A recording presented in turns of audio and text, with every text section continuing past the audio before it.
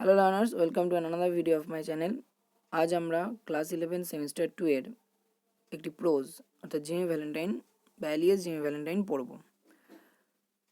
তো কোনো প্রোজ পড়ার আগে যেমন আমরা আগের সেমিস্টারের ক্ষেত্রেও তার ব্যাকড্রপ এবং পোয়েট বা ন্যারেটর সম্পর্কে বা লেখক সম্পর্কে, রাইটার বা অথর সম্পর্কে আমরা জেনেছি, তেমনই এখানেও জানবো।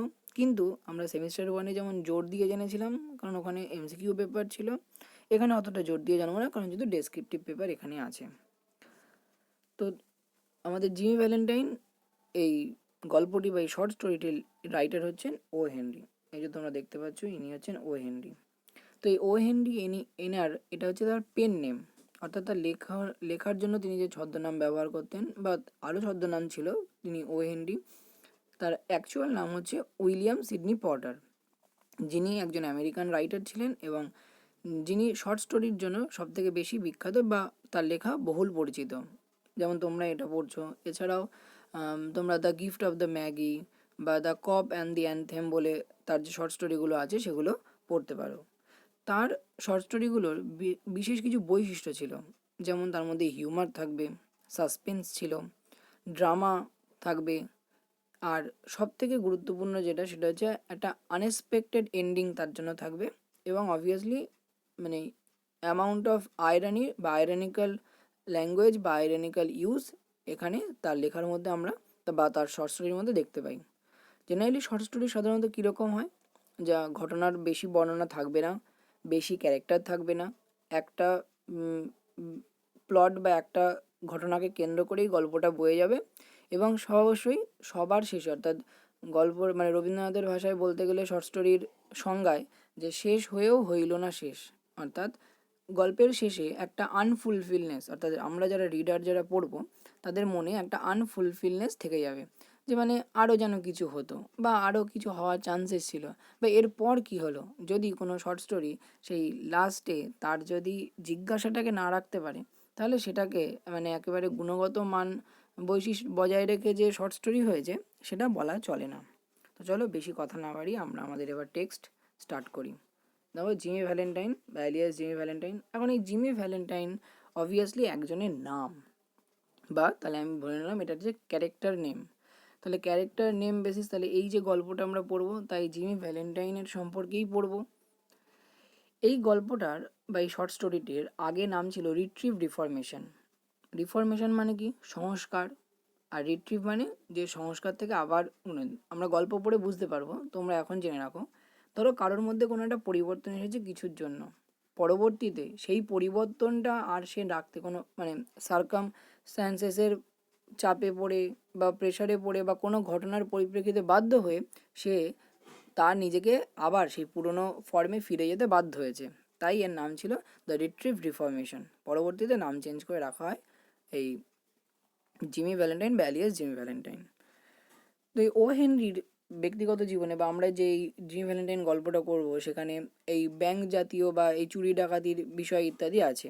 তো তিনি নিজেও তার ব্যক্তিগত জীবনে জেল খেটেছিলেন না, তিনি একটি জায়গায় ব্যাংকে কাজ করতেন। তো সেই সময় কি হয়, তিনি ওই অডিটে বা কিছু একটু নয় ছয় করেন টাকা। তো তার জন্য তার ট্রায়ালের পর তার মানে তাকে দোষী সাব্যস্ত করা হয় এবং তার জেল হয়। তো সেই জেলের টাইমে তিনি অনেক এই ওএনডি বা অন্য আরও নামে ছদ্মনামে বিভিন্ন ধরনের শর্ট স্টোরি লেখেন। তো মনে করা হয় সেই সময়কারই লেখা এই গল্পটি। বলছি দেখো, a guard came to the prison shoe shop, অর্থাৎ একজন গার্ড বা রক্ষী, সে ওই প্রিজন মানে হচ্ছে জেলখানা বা সংশোধনাগারের যে শু শপ অর্থাৎ জুতোর দোকান আছে। জুতোর দোকান বলতে দেখবে দু ধরনের শাস্তি দেওয়া হয়, দেখবে বাংলা সিনেমা বা এতে বলে যে তোমায় সশ্রম কারাদণ্ডে দণ্ডিত করা হলো। তাহলে এই সশ্রম কারাদণ্ডে দণ্ডিত করার অর্থ হচ্ছে কি, যে সে এখানে থাকবে, অর্থাৎ সে ওই সংশোধনাগারে থাকবে এবং তার সাথে কিছু শ্রম করবে। সেটা যে কোনো প্রকার হতে পারে, যেমন দেখো পাথর ভাঙা হতে পারে বা কোনো হাতের শিল্প হতে পারে, যে কোনো কাজ ধরনের তাকে করতে হবে। তাহলে আমরা কি দেখলাম, অর্থাৎ the very first beginning of the প্রোজে দেখছি যে একটা জেলখানার সুশপ আছে যেখানে একজন গার্ড বা রক্ষী সেখানে এলেন। Were Jimmy Valentine were assiduously stitching uppers. Assiduously মানে অক্লান্তভাবে, একদম নিরলসভাবে সে কী করে যাচ্ছে, স্টিচিং আপার্স অর্থাৎ জুতোর যে ওপরের পাটি সেটা সেলাই করছে। And escorted him to the front office. Escorted মানে ওই যে সেই গার্ডটা এসেছিল সে তাকে পথ দেখিয়ে নিয়ে গেল, অর্থাৎ সে তার সাথে গেল, মানে তাকে তার সাথে নিয়ে গেল। ফ্রন্ট অফিস মানে সামনের অফিসে। There the warden handed Jimmy his pardon.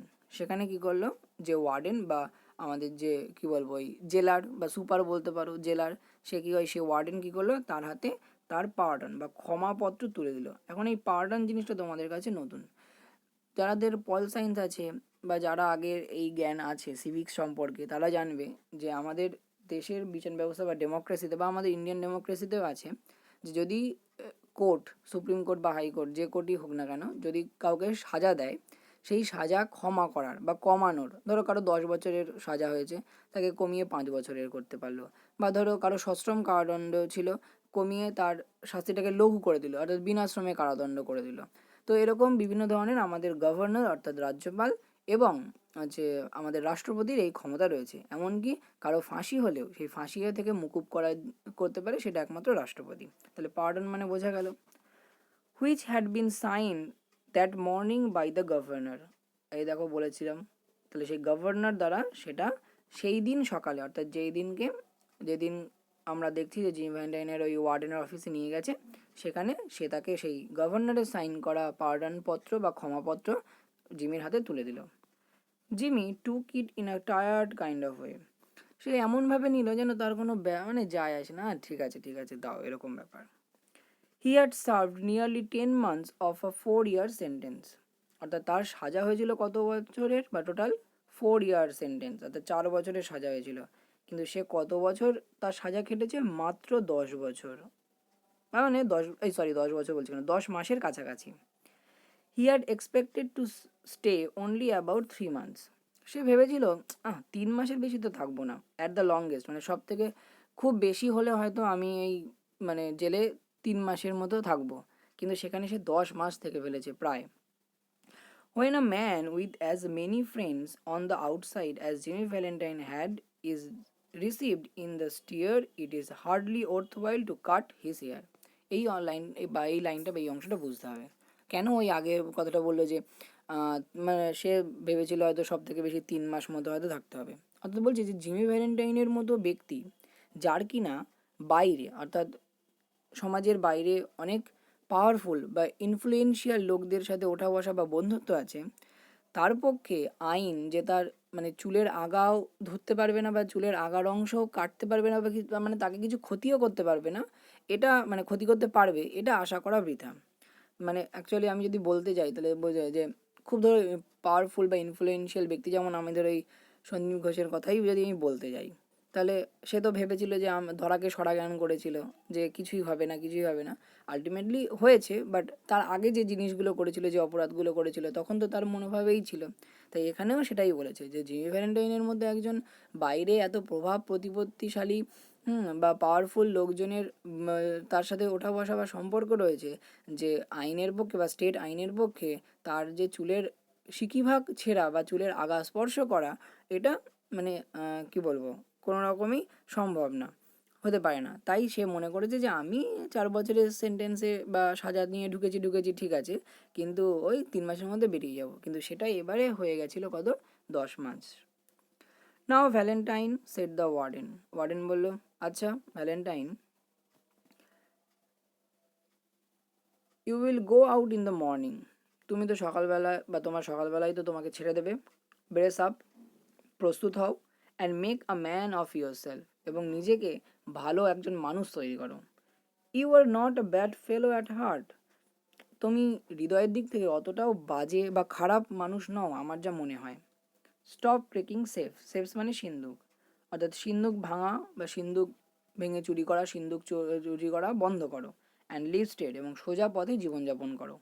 Me said Jimmy, আমি, জিমি বলল ইন সারপ্রাইজ, মানে এই ভাবটা বোঝানোর জন্য আমি বলছি, ধরো তুমি আর তোমার বিশেষ বন্ধু, হ্যাঁ বা যাই হোক অন্য জেন্ডারও করতে পারো, তারা ধরো এক জায়গায় রাস্তা দিয়ে বেরিয়েছো, এখন ধরো তোমার অন্য কোনো বন্ধু দেখেছে আর একজনের সাথে, পরে বলছে এই তুই তো ওখানে হাঁটছিলিস, ওখানে কে ছিল ওটা, আমি কই না তো, তুই ভুল দেখেছিস, আমি তো ওখানে ছিলাম না। তো সেই টোনে এখানে বলা, me why I never cracked a safe in my life, বলছে না তো, আমি তো জীবনে কোনো দিন সিন্ধুকই ভাঙিনি। Oh no, laughed the warden. Warden হেসে বলল, ও না না, সে তো অবশ্যই না, of course not, let's see now. আচ্ছা তাহলে ব্যাপারটা এভাবে দেখা যাক, how was it you happen to get sent up on that Springfield job. তাহলে বাবা তোমায় ওই স্প্রিংফিল্ড জবে বা স্প্রিংফিল্ড ওয়ান্ডে কেন ধরে আনা হলো? Was it because you wouldn't prove an alibi for fear of compromising somebody in extremely high-tone society? অর্থাৎ সমাজের কোনো উচ্চ পদস্থ ব্যক্তিকে বাঁচানোর জন্য তোমার ওপর কোপ দিয়েছে, বা তুমি কোনো প্রমাণ হচ্ছে বা অ্যালিবাই মানে যথেষ্ট তোমার বিরুদ্ধে, মানে তোমার নির্দোষিতার বিরুদ্ধে কোনো প্রমাণ তুমি দিতে পারোনি? Or নতুবা was it simply a case of a mean old jury that had in for you? নাকি কোনো এক বৃদ্ধ জুরির কারসাজি যার কিনা তোমার বিরুদ্ধে মানে ষড়যন্ত্র করে তোমাকে ফাঁসিয়ে দিয়েছে। জুরি মানে আগেকার দিনে হচ্ছে যেমন বিচারকরা এখন যেমন দুপক্ষের উকিল থাকে, আর যে বিচারক বা জাজ থাকে সেই সিদ্ধান্ত নেয়। আগে বিচারক ছাড়াও এরকম 10 বা 15 বা 20 এরকম বেঞ্চে জুরিস থাকতো বা মানে জুরিস্ট থাকতো। সেই জুরিস্টরা বিভিন্ন মানে সমাজের শিক্ষিত শিক্ষক, তারপরে আরও অন্যান্য যে উচ্চপদস্থ বা সম্ভ্রান্ত যারা ব্যক্তিরা ছিল তারা ওই জুরিতে বসতো এবং তাদের মতামতের ওপর বেস করেও ওই হচ্ছে কেসের নির্ধারণ হতো। It is always one or the other with you innocent victims. না না, কি যে বলো, এ তোমাদের মধ্যে অসহায় লোকজনদের বা গরিব লোকজনদের সম্বন্ধে না এই হয়, তোমরা সবসময় তোমাদেরকে ফাঁসিয়েই দেয়। তার মানে এটা অ্যাকচুয়ালি ওয়ার্ডেন কীভাবে বলতে চাইলো, মানে তাকে একটু মক বা টন্ট করে বলতে চাইলো। তো বলছে না না, তুমি তো খুব ভালো মানুষ, তুমি তো কিছু করোই নি বা তুমি কিছু করো না, রাদার তোমাকে তো ধরে এনে মানে হচ্ছে জেলে পুরে দিয়েছে, তাই না? Me said Jimmy, still blankly virtuous. সেই একই রকম আছে নিপার সাদা ভালো মানুষের মতো বলল, আমি? হোয়াই ওয়ার্ডেন, কেন warden? I never was in Springfield in my life, আমি তো স্প্রিংফিল্ডে আমার জীবনে কোনো দিন যাইনি। Take him back Cronin, said the warden. Warden দেখলো যে এর কোনো কিছু হবে না, তাই বলছে ক্রোনিন বলে যে ওর যে গার্ড ছিল তাকে বললো ওকে নিয়ে যাও, ফিরিয়ে নিয়ে যাও। And fix him up with out going clothes, এবং ওকে ছেড়ে দেওয়ার জন্য যে পোশাক মানে পরানোর দরকার সেটাই ওকে পরিয়ে দিও। Unlock him at 7 in the morning, সকাল 7টার সময় ওকে ছেড়ে দিও। And let him come to the bullpen. এখানে বুলপেন বলতে এখানে একটা মানে অ্যাকচুয়াল বুলপেন মানে হচ্ছে area of a basketball ground, যেখানে ওই প্লেয়াররা প্র্যাকটিস করে, বাট এখানে ওয়ার্ডেনের অফিসের কথা বলা হয়েছে। তাহলে সকালবেলা ওই ড্রেস আপ করে নিয়ে ছাড়ার আগে আমার এই ওয়ার্ডেনের অফিসে বা আমার অফিসে নিয়ে আসো। লাস্ট বলছে, better think over my advice Valentine, আমার কথাটা কিন্তু ভেবে দেখো Valentine. At a 7:15 on the next morning, অর্থাৎ 7:15 অর্থাৎ 7:15 দিকে, Jimmy stood in the warden's outer office. Jimmy ওয়ার্ডেনের বাইরের অফিসে দাঁড়িয়ে আছে। He had on a suit of the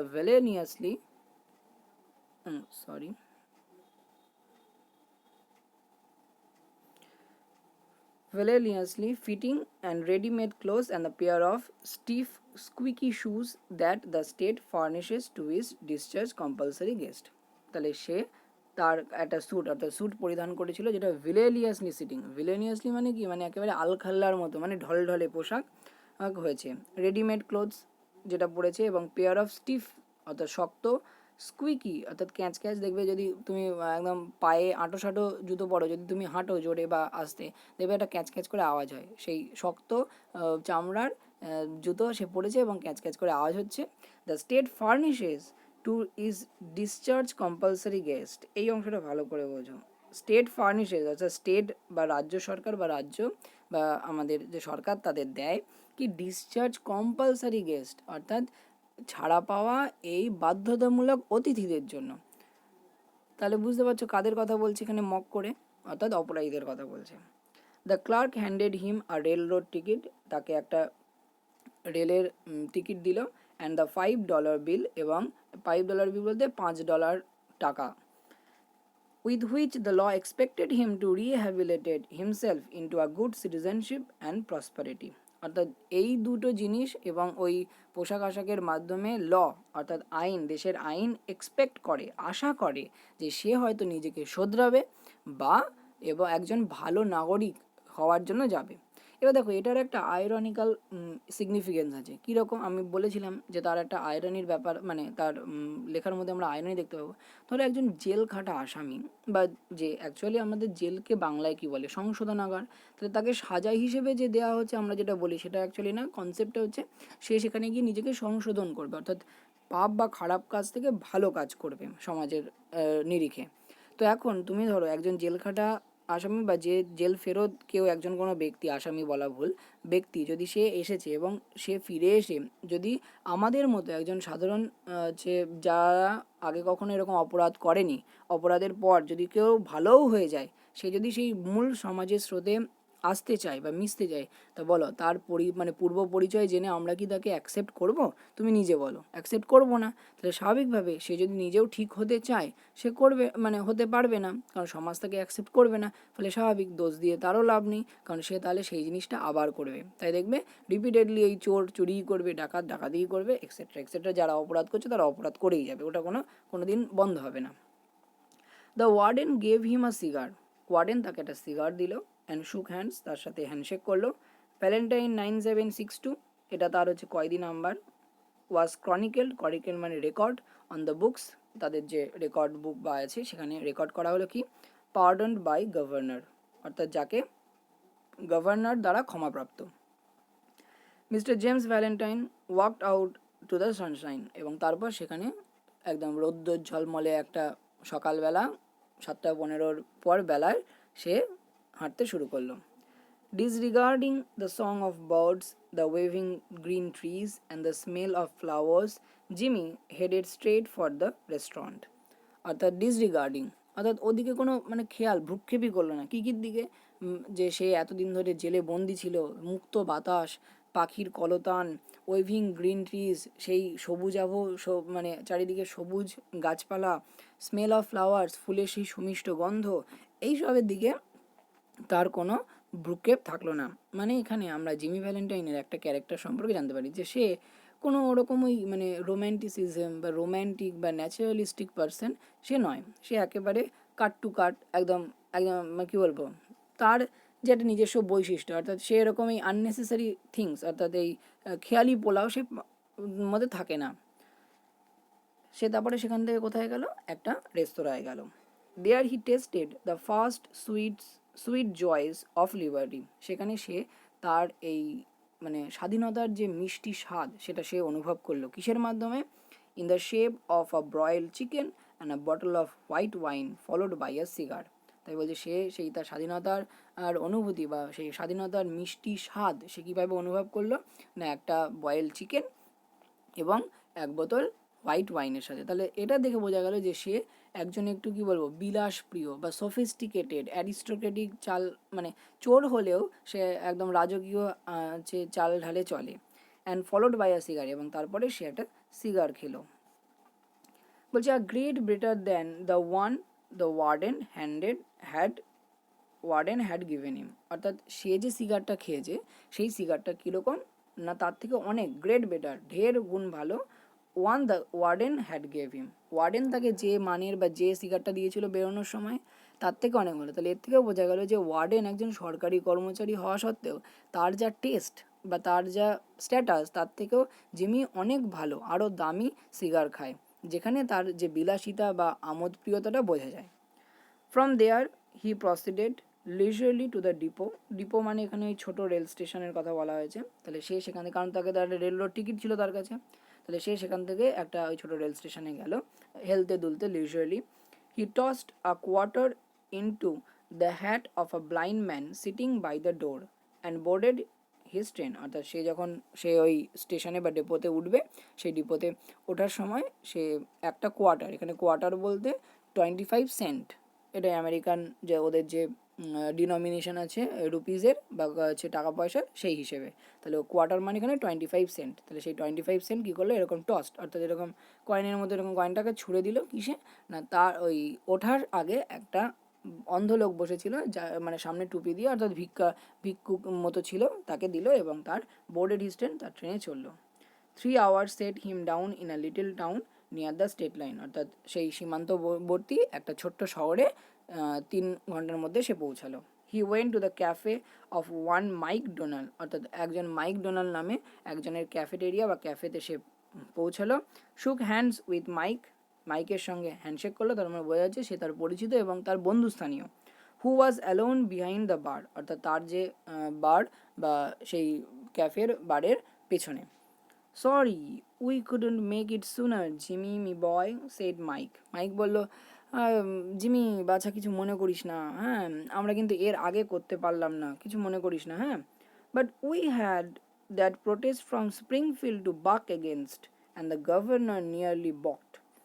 এর মানে কি আমরা কিছু করতে পারলাম না, তার মানে তাহলে এরাই সেই ইনফ্লুয়েন্সিয়াল ব্যক্তি বা তার বন্ধু যারা কিনা তাকে ছাড়িয়ে আনার জন্য করেছিল। তাহলে তারা এটা বলছে কেন? দেখো প্রথমে পড়েছিলাম যে তার 4 বছরের সাজায় সে 10 মাস কাটিয়েছিল, কিন্তু সে ভেবেছিল খুব বেশি না হলে 3 মাস কাটবে, মানে 3 মাস সাজা খাটবে। তো সেখানে এটাই তাই বলছে যে আমরা এর আগে অর্থাৎ 10 মাসের আগে করতে পারলাম না। কেন এটা দেরি হলো না, কেন স্প্রিংফিল্ডে একটা প্রোটেস্ট উঠেছিল যাতে এই জিমিকে ছাড়া না হয়, যেটা কিনা তাদের প্রতিরোধের জন্য এই গভর্নর, অর্থাৎ গভর্নরের যে পার্ডনের জন্য জিমির অ্যাপ্লাই হয়েছিল তার বিরুদ্ধে প্রতিবাদ গড়ে উঠেছিল স্প্রিংফিল্ডে। তাই জন্য গভর্নর তো প্রায় মানে এটা তো বাদ দিয়ে মানে সই করা থেকে বিরতই ছিল, কিন্তু তাও হয়েছে। যাই হোক, ফিলিং অল রাইট, আচ্ছা তুমি ঠিক আছো তো? Fine said Jimmy. জিমি স্পষ্টভাষী এবং অল্প কথার লোক। জিমি বললো, হ্যাঁ ঠিক আছে। গট মাই কি, আমার চাবিটা কি আছে? হি গট হিজ কি, সে তার চাবি নিল, অর্থাৎ জিমি ভ্যালেন্টাইন তার ঘরের চাবি নিল, অ্যান্ড ওয়েন আপস্টেয়ার, এবং ওপরে গেল, unlocking the door of a room, অর্থাৎ একটা ঘরের দরজা খুললো, অ্যাট দ্য রিয়ার মানে পিছনের দিকে। Everything was just as he had left ইট, অর্থাৎ তার ঘরের একদম জিনিসপত্র যেরকম সে ফেলে গেছিলো, অর্থাৎ তাকে মানে ধরে নিয়ে যাওয়ার আগে যেরকম ছিল ঠিক সেরকমই আছে। There on the floor was still Ben Price's collar button, অর্থাৎ তার ঘরের মেঝেতে এখনও বেন প্রাইস আমার এই নামটা পরিচিত রাখতে হবে, কারণ বেন প্রাইস হচ্ছে একজন গোয়েন্দার নাম, আমেরিকান গোয়েন্দার নাম, যে কিনা একে আগেরবার ধরেছিল, আমরা দেখবো এখানে। বেন প্রাইস কলার বাটন, বেন প্রাইসের যে কলার বাটন সেটা পড়ে আছে।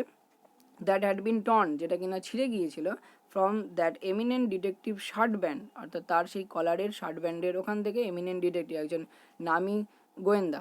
When they had overpower Jimmy to arrest him, যখন তারা মানে তাদের সাথে ধস্তাধস্তি হচ্ছিল জিমির, যে তাকে ধরে নিয়ে যাওয়ার জন্য বা পাকড়াও করার জন্য, সেই সময় ওই বেন প্রাইজের যে কলার বাটনের যে বাটন সেটা ওখানে ছিঁড়ে পড়ে গিয়েছিল, এবং সেটা ওখানে এখনও আছে, সেটা জিমি এসে দেখতে পেয়েছে।